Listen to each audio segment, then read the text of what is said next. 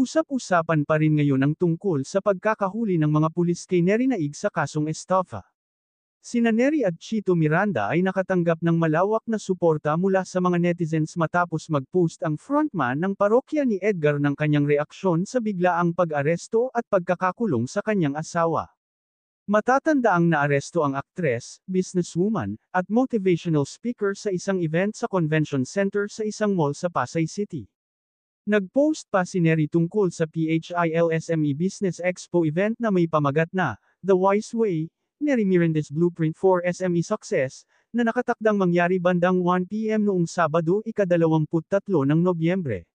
Siya ay binigyan ng 2 warrant of arrest sa mismong araw na iyon sa ang nasabing lokasyon bandang 2:50 p.m. Hindi malinaw kung nagawa niyang ihatid ang kanyang talumpati o kung nagawa niyang tapusin ang kanyang pahayag.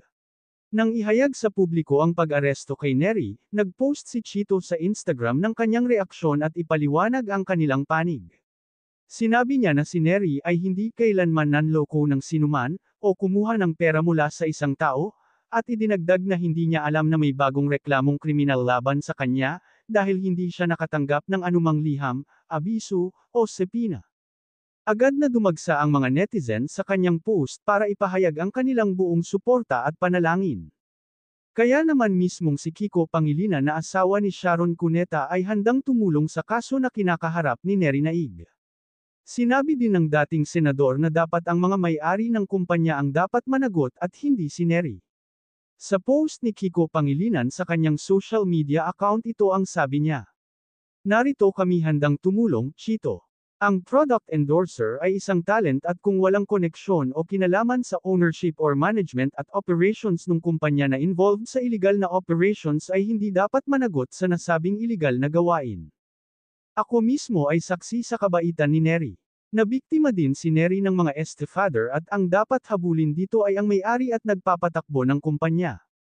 At dagdag pa, dahil walang natanggap na anumang mga notice sina Chito at Nery sa kaso, questionable ang legalidad ng warrant of arrest na dapat questionin sa hukuman. Naway ma-dismiss na ang kasong ito outright o di kaya maibalik sa Piscalya for preliminary investigation at in the meantime ay makwash o ma-set aside yung arrest warrant. Samantala nag-comment agad ang asawa ni Nery Naig na si Chito Miranda, nagpapasalamat siya kay Kiko Pangilinan sa pagsuporta nito sa kinakaharap na kaso ng asawa.